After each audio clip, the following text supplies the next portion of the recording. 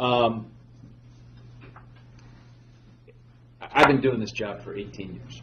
I've stood before many juries. I'll probably stand before a few more before my career is ended.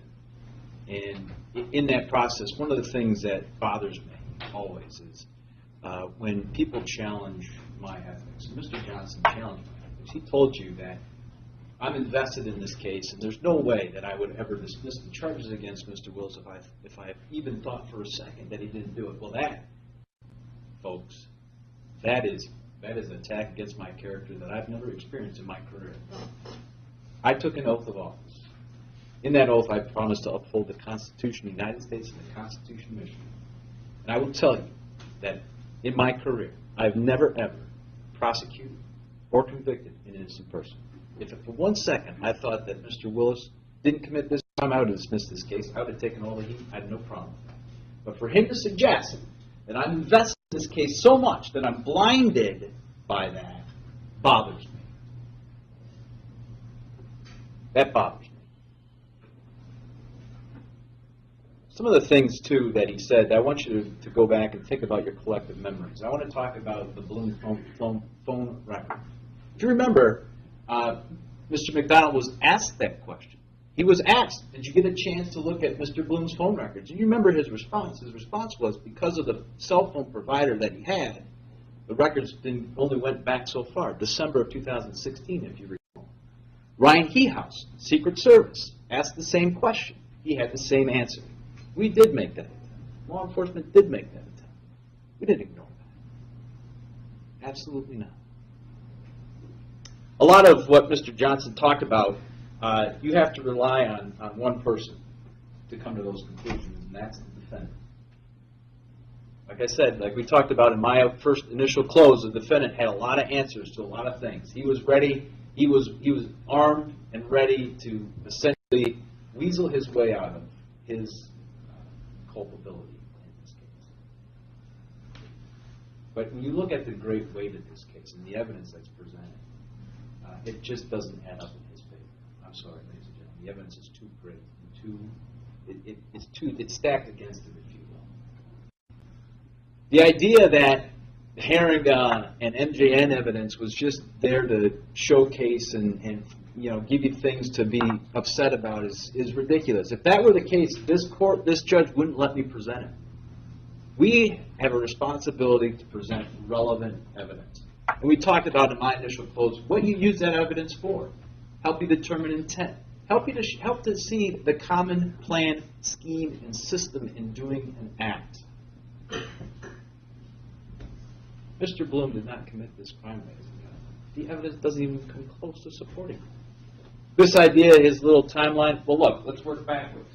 The receipt is 6:24 p.m.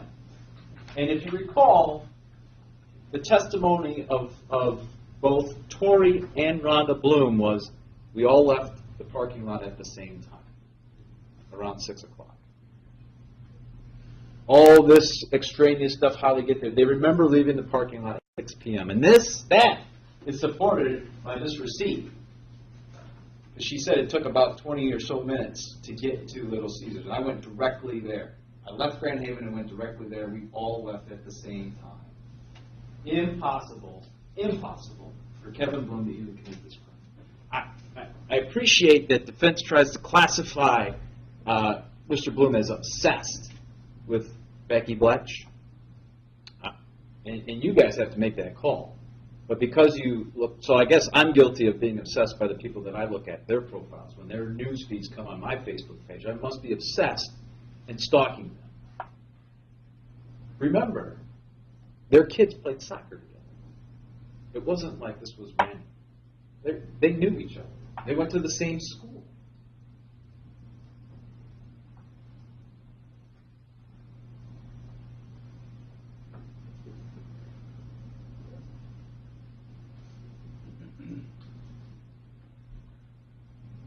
I submit to you, ladies and gentlemen, we talk about justice. We talk about what is just and what is fair. It's evaluating a case in its entirety, not little pieces, in its entirety.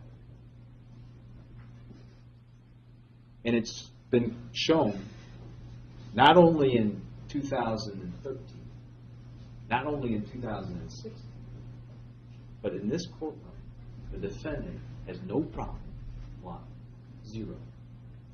He has no problem lying to police. He has no problem lying to you. Why? He's got a lot at stake. He has a reason to lie.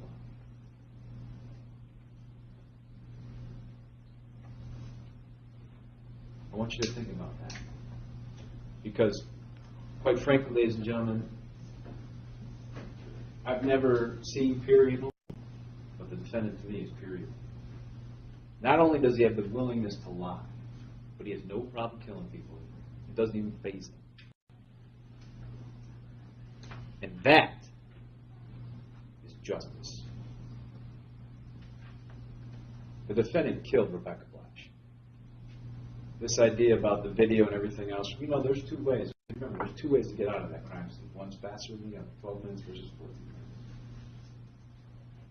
He had plenty of time to leave, get home, collect his thoughts, start creating his defense. Because we know he did back in 2014. So, ladies and gentlemen, the evidence is there. You've seen it for the last 3 weeks. We've talked about it. We've summarized it.